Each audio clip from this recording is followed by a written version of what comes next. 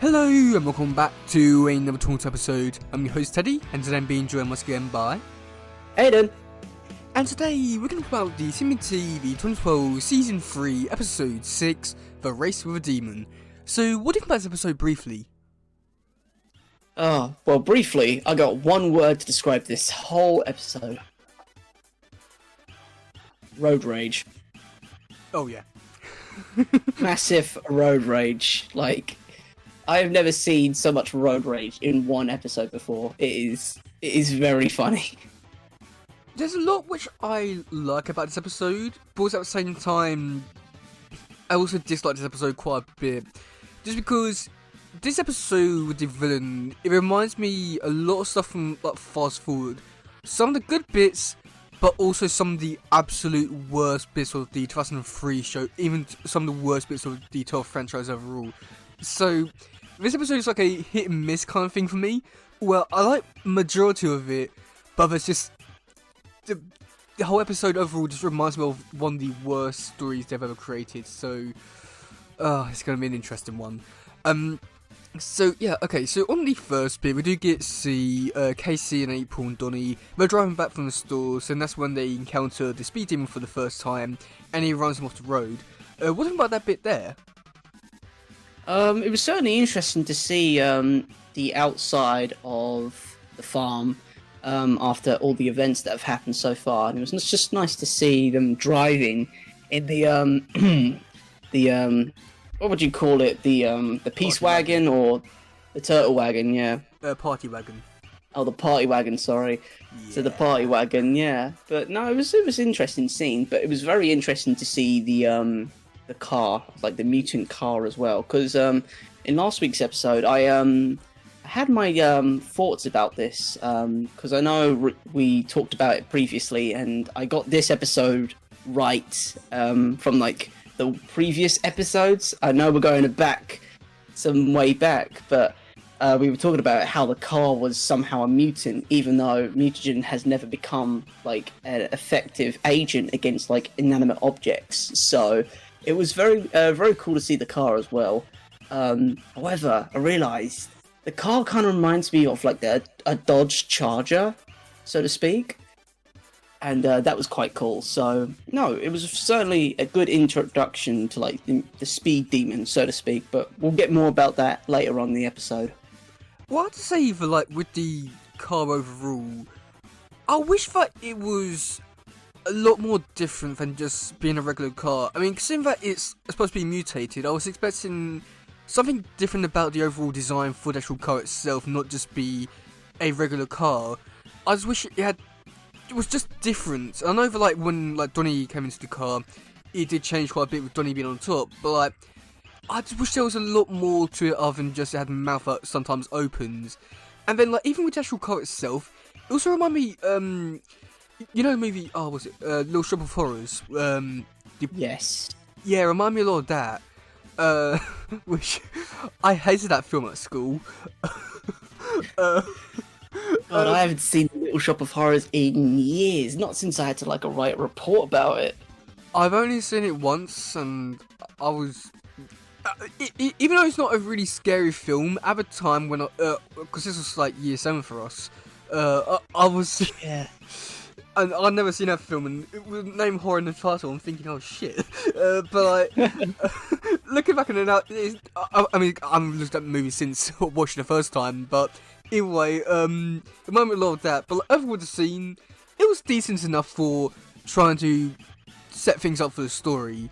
So then after that, so after that, we do get to see them like come up with like fixing the hot rods. Anything to say about that a little bit there? The hot rod scene. About like fixing it up. Sorry? About like when Casey and Donnie were fixing it up and calling each other names. Oh, the hot rod. Yeah. Oh, now that was a really cool scene. I really did enjoy that because one, it just showed Casey and Donnie getting along for the very first time, which was kind of weird how they just snapped over this little passion project of theirs. And secondly, it just goes to show that men can bond over the most simplest of things, and that cars is one of them. Every man will bond over fixing a car because it is one of those passion projects, and I myself can relate because I love cars, like, and just like looking after a car and all that, and other people, like other men, like all love the same things. Like, we all love these little things and these passion projects, and when the two come together, it was really nice to see, because seeing them both bond over something and building something together, like the proper man, like just enjoying having a few beers in the garage, working on the car, it was a proper typical lads episode, which I really did enjoy, because it just shows that they're getting along after all this time, and after all these arguments, after all the cringe between April, Donnie and Casey, it's finally being put to bed, which I'm hoping it does, because I think you're talking about a bit in the future. Like, I'm talking about the first bit when they're like arguing about like calling each other names. Not when they. I think you're talking. Sorry, I got confused. I just realised that.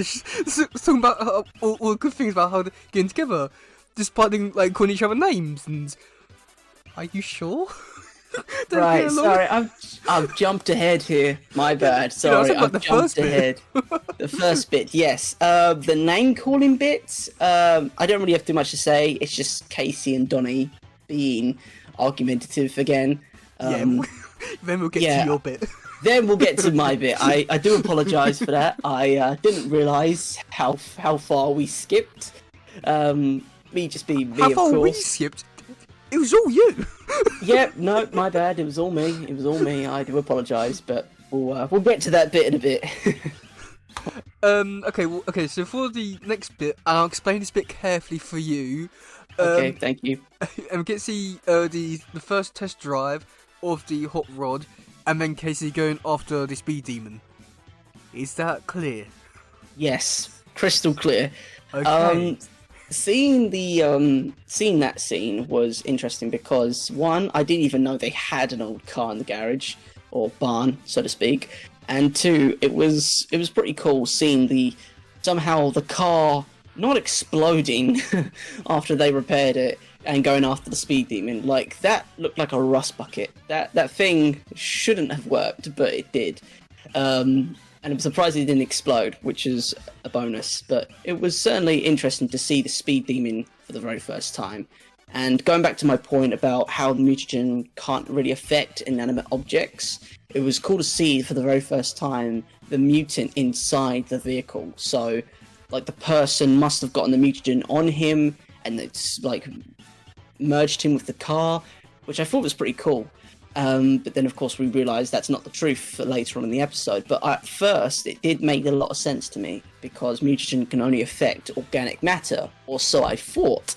But no, it was really interesting just to see that happen, and just to see the speed demon for once, the one-eyed Cyclops speed demon that's terrorising the roads. But certainly an interesting character design. Very, like, gory. Kind of reminded me, like, what's that? From, like, The Last of Us, so to speak, like the zombie, like, flesh clinging to everything. I don't know if you've seen The Last of Us, but for the audience, they might have seen it. Yeah, good point. Can't make that analogy. But for those in the audience, it kind of reminded me of The Last of Us, about, like, the clickers, the zombies, and how they would, like, grow and all merge and connect to one another through this organic material. You guys would be more understanding, but yeah, no, in The Last of Us, Teddy, there is, like, these zombies, but they, like, grow in this organic matter, like a fungus, so to speak, and it kind of reminded me of that. Let me just show you, because it will make a lot more sense in the long run. Okay. Well, I'd say that overall with the scene, I'd say that I did quite enjoy, like, seeing Mattel's out in the day and not on the farm, just doing some more normal, regular kind of stuff, and in a different environment, which is quite nice to see. It was just like it was just different, and I did quite enjoy it. And I wanted to say, like, going back to actually, I'll say that point when we get to the scene later. But yeah, I'd say that overall did quite enjoy this bit, and then like even seeing later when we get to see Casey goes off, he tries to race with the speed demon. I thought that was quite nice. It felt stupid for Casey. I had no idea what his plan was and all that kind of stuff. It just seemed like very stupid. I mean, even seeing that old lady trying to drive down. Oh my god. Well, that's another thing as well. How is that old lady still alive? Like, I'm surprised. Like, it was so close. yeah, but also looking at her character design, why are eyes so different compared to everyone else in the universe? She's had black dots for eyes, whereas everyone else has actual eyes. Why? To be honest, I was wondering Was she why blind? that was the case. That's what I was thinking, because she didn't even flinch when they were coming towards they were coming towards her. Like, she didn't even flinch. She had like nerves of steel, or she was blind, which could be very high. Yeah. Either way, why is she on the road then? I don't know. Oh well. Okay. Well, after that, we go back to the scene which you was talking about, the one with Casey and Donnie getting along together. Yes. Do you have anything to add to that, or? To be honest, I've said most of it in the first scenes. But yeah, no. All I wanted to say was that seeing Donnie and Casey like become friends over like building a car in a garage or a barn, and having a cold one with the lads, you know, just bonding over like mechanics and cars, is just like is a testament to show that like men can like bond over the most simplest of things when they're working on a project together, like cars, like everything goes out the window. Any rivalry or any arguments, they all just go out the window and they work on the project together. And that's how most like male friendships start. Like the most little projects, it's like, oh, you're interested in that too. It's like, oh, hell yeah, let's work on this together. And that's how it starts out. And I just kind of like those little moments because it's like proper lads, you know. They crack open a cold one. I don't know whether it was beer or a soda, whatever it was, but it was just nice to see them getting along for once, you know. Well, how did we become friends then?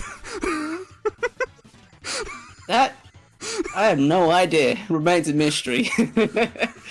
You kind of just popped in my life. It's like, yeah, let's be friends. I'm here now. Sweet. Here now. 20 years later, like, you know, yeah. It's good. You're stuck with me now, boy. Yeah, unfortunately, I'm stuck with him, so yeah, can't really do much, guys, but hey ho, we're making it work.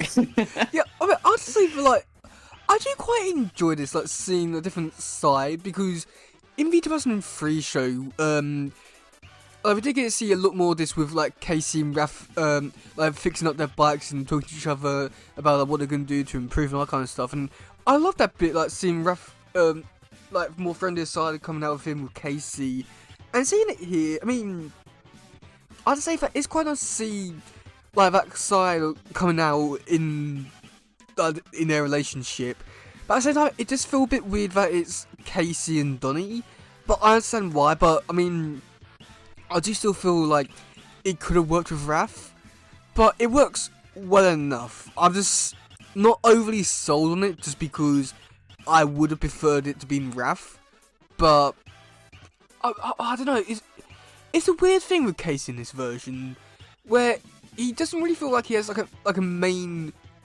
turtle he's with, because he's with like Raph most of the time, but then he also has a lot of stuff with Donnie, so he's a weird character in this show. I think that makes sense, like, because you've seen like 2003 show and like other versions where he's like mainly with like one, like only one turtle, but he doesn't interact with all the others. But like here, he's interacting with everyone, where it's not really with one specific turtle. It just feels off of his character. Now that you mention it, yeah, I don't know. Because really, it's all like with April, because she normally goes with like Donnie, and she did like in this show. But then you got Casey, just goes with everyone except from Leo. It's annoying. Yeah, but I guess Casey and Leo are like two different worlds, you know? Like, one's more... Well, yeah. However, they were interesting in episode, was it 3, the Bigfoot episode? But it just seems weird, because I don't know what they wanted to do with his character. It just seems off, where they can't really decide to do one specific thing. It's this version of Casey, who cares about him? Either way, Dr. Cluckingsworth. What do you think Oh my god. What do you think of her? I love it. Love it. Absolutely love it. Somehow a chicken turned into like this super genius. At first, I thought she was going to turn into another mutant, another terrifying mutant, and I'm thinking, great, not again. After the previous episodes of dealing with mutant frogs, mutant moss, and now a mutant chicken, I'm thinking, great, how are they going to stop this one? But it was certainly an interesting development. Like, certainly not what I was expecting. Like a super hyper intelligent chicken with a human-like brain. That was certainly a bit freaky at first. I'm thinking, oh my gosh, what is that? It's like some sort of grotesque, pusculent mucus. I'm like, oh no, it's just a brain. It's like, oh, okay, it's not as bad as I was thinking. Sure, it would have been nice to fight a mutant chicken, you know, but this turned out better. But no, certainly the Doctor here is certainly one of my new favourites, and hopefully we get to see a lot more of her, because she could be a powerful ally. Like, she poops out exploding eggs. Like, Yeah. when are you gonna get something like that? Yeah, they're shooting out nuclear bombs, why not? Yeah, it's like, oh yeah, no, she's just pooping out some nuclear mutagen bomb. Don't worry about it, it's fine. It's definitely not gonna kill us all. You know? Yeah, that's for you. It's just mental, but no, it's certainly an interesting character. And to be honest, I like it. I like the Doctor. She's super intelligent, and two, she's just a chicken. You know, like I can't be mad at it. Yeah, she appears a few more times. She's like Spike, where she's there, where like, it'll appear sometimes. Very very often, not often, but like very few other times. I'll say like 3 or 4 more times she appears in. So, but then again, it's just a chicken. What do you expect? Like, there's hardly anything else they can really do with it. So, yeah, it's just chicken with a human brain. Like, what else? Yeah, I mean, as much as I like the whole concept of just a smart chicken, it's just a chicken at the end of the day. I don't know what else to really say about it. It's just a chicken, but it's a mutant smart chicken. I like it, but I wish I did more with the whole concept. But what else could I have done? But yeah.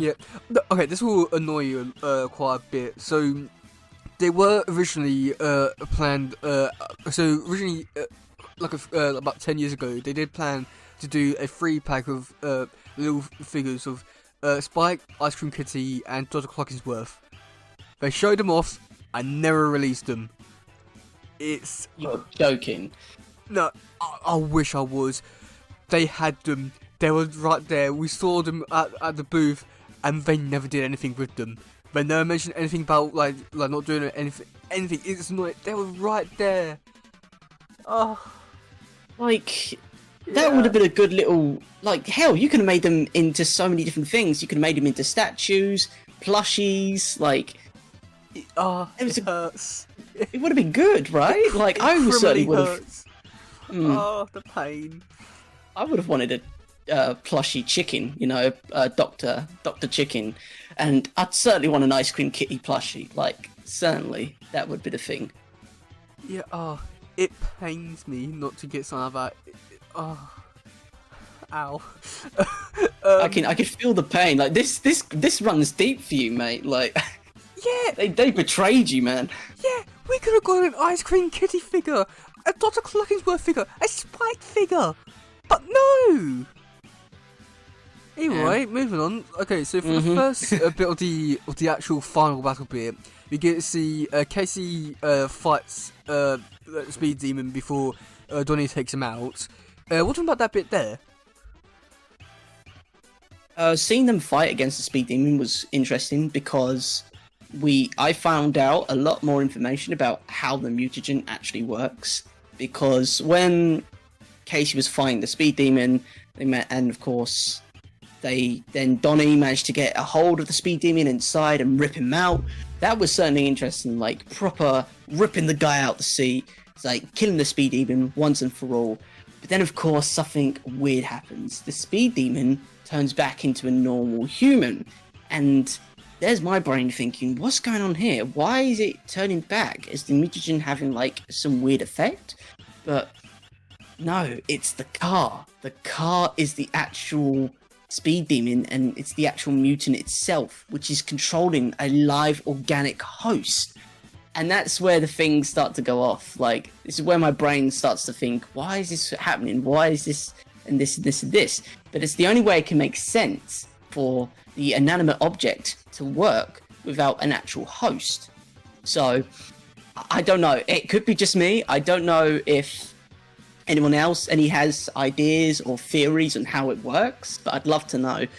But yeah, no, it was certainly interesting because seeing the speed demon, like the proper car itself being like this organic structure with all its like teeth, ribs and bones, that was certainly really interesting to see because it's a character that I've never seen before, and it's an inanimate object. Like, it doesn't have like a soul, but this one does. So it was certainly very interesting. Yeah, I have to say that for the first battle, I don't think there was anything really too special about it, just because it was just a race kind of thing. I thought like the second one with Donnie, that had a little bit more to it. I'd say that overall, I thought it was okay for it. There wasn't, I don't know, there wasn't anything really special about it. It's just driving. And, okay, with the backgrounds, I really felt there was a limitation where it was either that there was, like, keep reusing like the same location, would go around like the same corner, up the same road, or they'll just do like the effect kind of thing to make it seem like they're going really fast. How much of a budget did they lose for this episode? Because they hardly had any backgrounds. Yeah, that is something to think about. I did like it though, like the scenes and the money. They spent a lot of money on definitely like the road scenes, particularly. Oh like, yeah, trying to map it was nice out, to look at, but it was just like because I had made this complaint before, like the sewers, where like, it's just like the exact same sewer, but like they try and make it out as if it's different. But here, when they go around the same corner, up the same road with all the same rocks, and they're trying to pass off as different roads, like and then also trying to have with like the effect of like making it seem like it's going really fast. When it's not real, it's annoying because, well, it's Ninja Turtles. They should be spending the money on it, but yet they get a extremely low budget. It's shocking, really. Yeah, I guess, but it is good for the time, you know. Like, you got to remember, this was back in like 2012. Like, no, this is 2015. 2015. Yeah. Was it? I'm pretty sure, I think it's either 2015 or the end of 2014. Yeah. Actually, is it? This episode came out in November 2014. Oh, okay then. But I still feel like there was better stuff coming out at the time that I was doing CGI. Yeah. No, I can understand that. Yeah, no. But yeah, it just feels like with everything, they just kept, because I know for like law shows which they have created for Nickelodeon for like CGI ones, I know that they have reused a lot of backgrounds in their shows, but this one feels the most where you can really feel that like they're definitely like reusing the same one, and they don't even try to hide it, but yeah, they try to like gaslight you into thinking it's a different like in a different location when it's clearly not. Yeah, just trying to save money at the end of the day. I understand that, but at the same time, if you're going to do it right. Yeah. Okay, what about Donnie becoming the speed demon? Now that was interesting. I didn't think it was going to happen, but when it happened, I was thinking, oh wow, this is going to be good. But seeing Donnie become the speed demon was was kind of weird because like you said before, the speed demon. It did remind me of the Little Shop of Horrors, and of course the plant eating the people. But of course, it's the car eating Donnie. You know. Yeah. But yeah, seeing the speed demon consume Donnie and become this hybrid, you know, half turtle, half machine, was certainly pretty cool. And seeing this cool character, like, was completely different. And the design for the character as well, like the whole body coming out the car, like Donnie becoming part of the car, like the spark plugs coming out the back of his shell, and of course his staff becoming the gear stick, so to speak. That was certainly really interesting, and there's certainly a new design that I haven't seen before, but really welcome. Yeah, I mean, so I like the design of the Speed Demon Donnie, and how they was able to infuse like both worlds into one, with like the whole demon kind of thing on Donnie's look, and the wires as his tongue, and his bow staff as the gear stick and all that kind of stuff. I thought that is like so creative and fun. I love that side of things. The only like downside I will say one thing we should do like is that with the voice, it reminds me of a character from Fast Forward. He's called Jammerhead. He's like the Joker, but leading like the future version of the Purple Dragons. And he's really insane. Giving that kind of vibe with his voice. However, because of the episode and the whole thing with driving, one of the episodes from Fast Forward was episode where the Turtles are in this race and they're fighting the worst. There's a character even worse than Pulverizer, and that is saying a lot. So, and it's giving me all those kind of vibes, and as much as I want to love this design and this whole episode, the whole the Race of Glory episode vibes, I just hated this episode for it. But at the same time, his looks were just spot on for what it should have been. But what do you think about the actual race overall?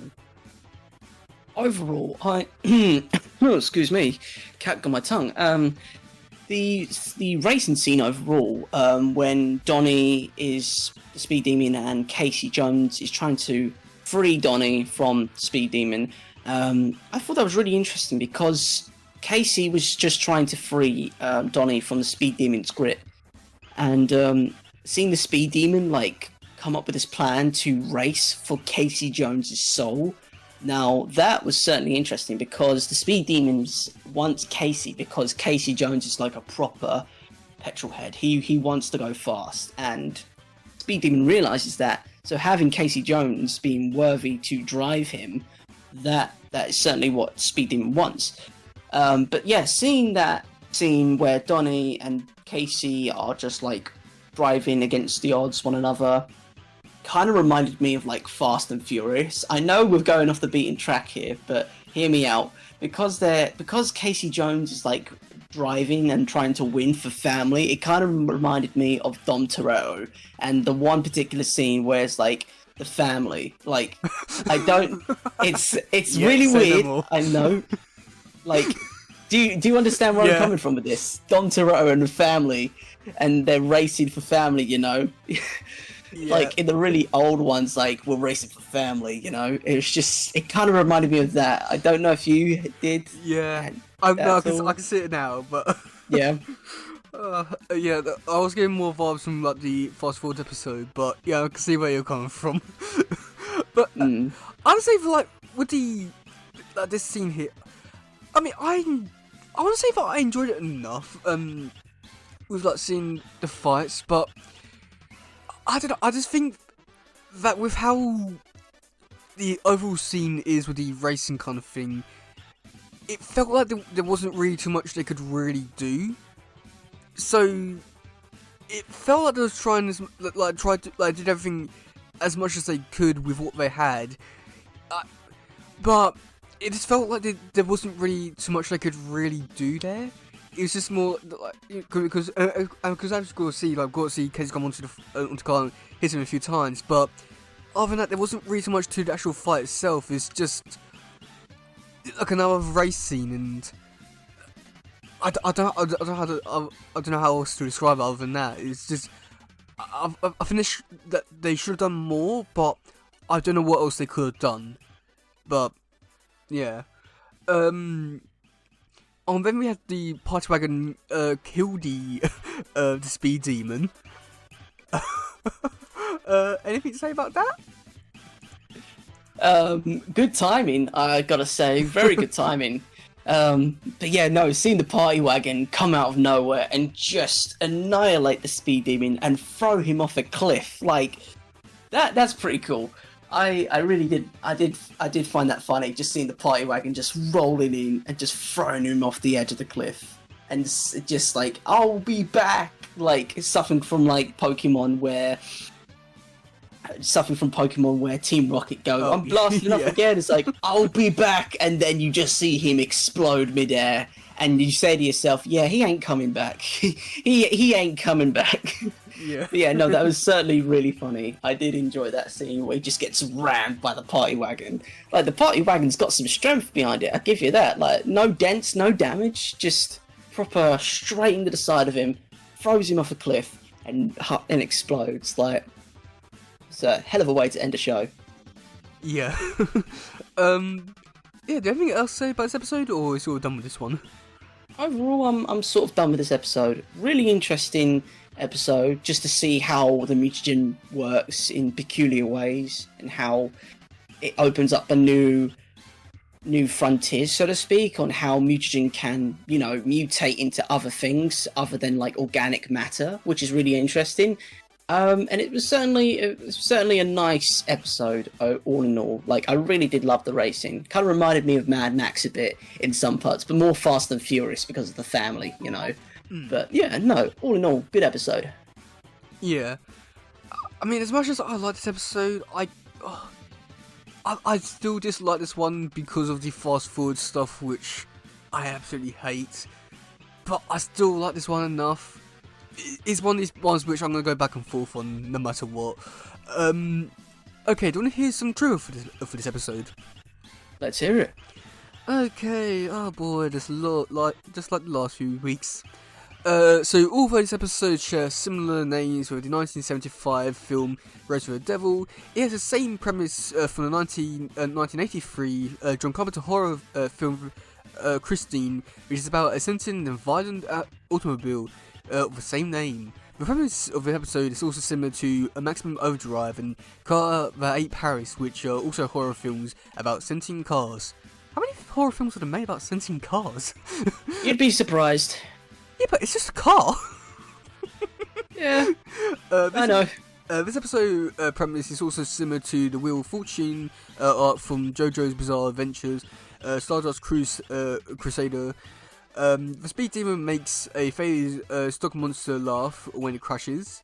The tyre on the total racer reads good enough tyres, as reference to Goodyear tyres. The Dead Man's Curve is a name given to any extremely dangerous hairpin turn on a US highway road.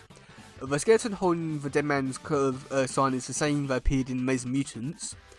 The surfer rock music plays on the radio while in the hippie van, a reference to the surfer music popularity in the 60s. The head of the tow racer lever highly resembles a Mad Ball, a line of gross out monsters toy balls from mid-80s. Oh, this is an interesting one. So you know the person who was actually inside the speed demon car. There's actually using the same model for Snake's body. You know, the character from the very first episode who turned the snake. Oh yeah.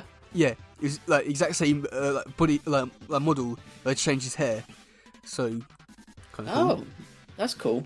But again, with the budget, like that's got to be really revealing if you're reusing like models and just change them slightly just to make a different character.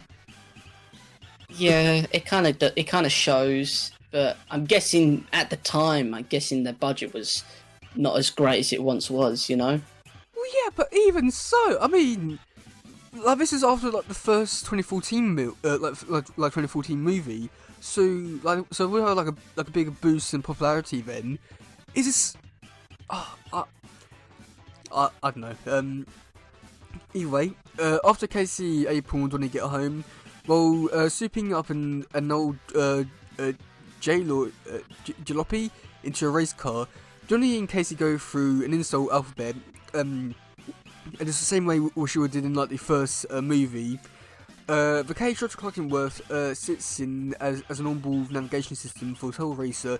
Looks like R2D2. I'm quite surprised you didn't point it out. So the Total Racer go on.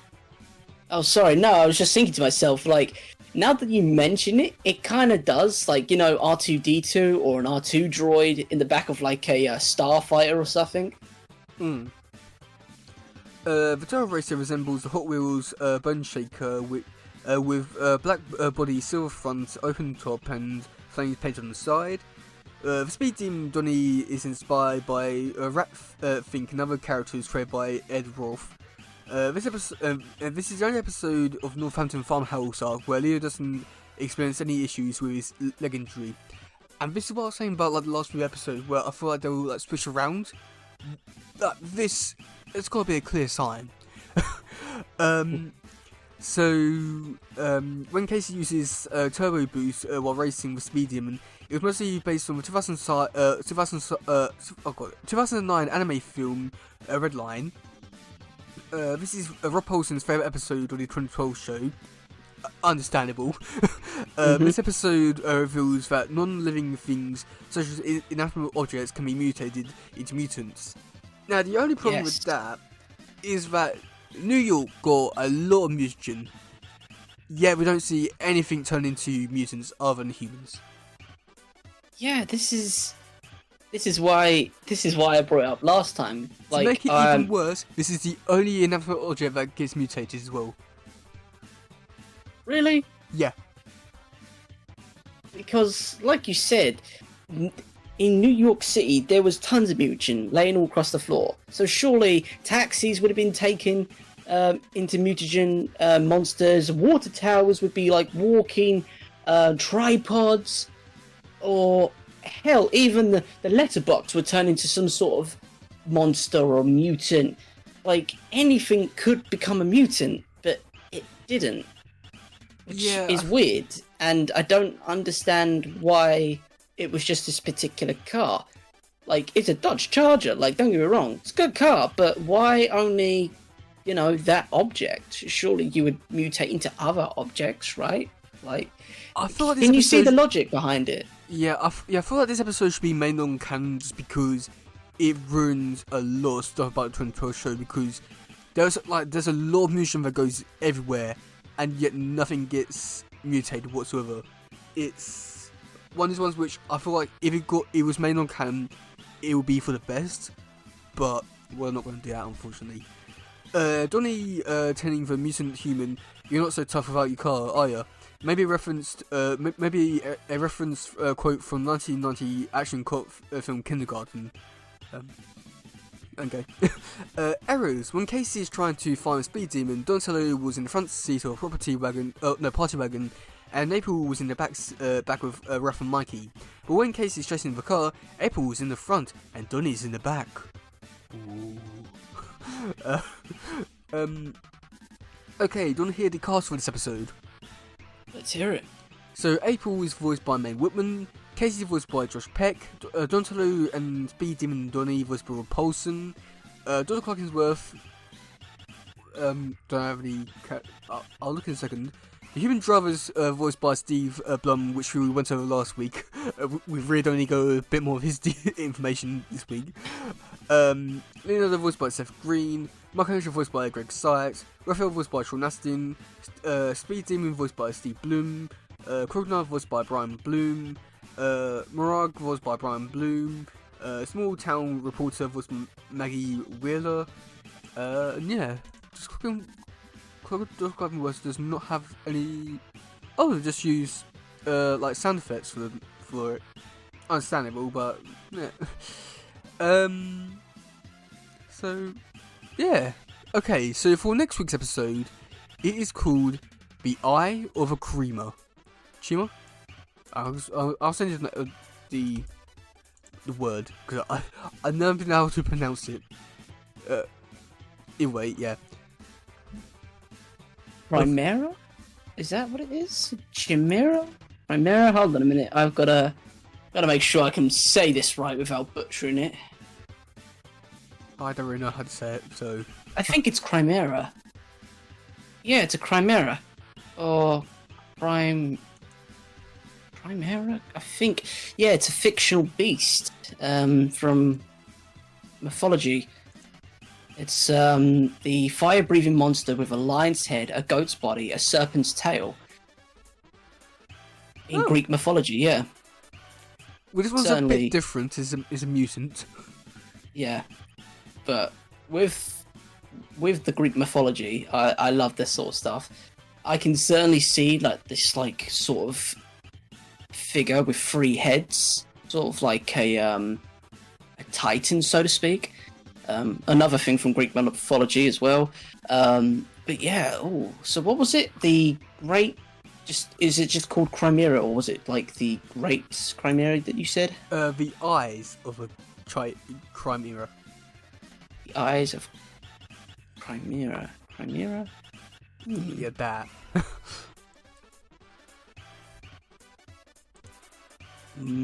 I don't know. Maybe...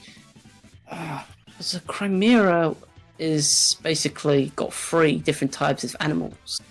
So I'm guessing there's going to be like 3 different creatures combined into one from a mutant spillage, perhaps. And then, of course, seeing the eyes through them as a Chimera. I really don't know. This is certainly an interesting one to dissect today. But yeah, I really don't know. All I can imagine is that there's going to be some sort of mutant that's going to have 3 heads of 3 different animals, so to speak. You're somewhat close-ish. I won't say what the creatures are that gets mutated into one thing, but it's an interesting episode. It's one which I don't look back on fondly because of April, how she is in this episode, which is not a good sign.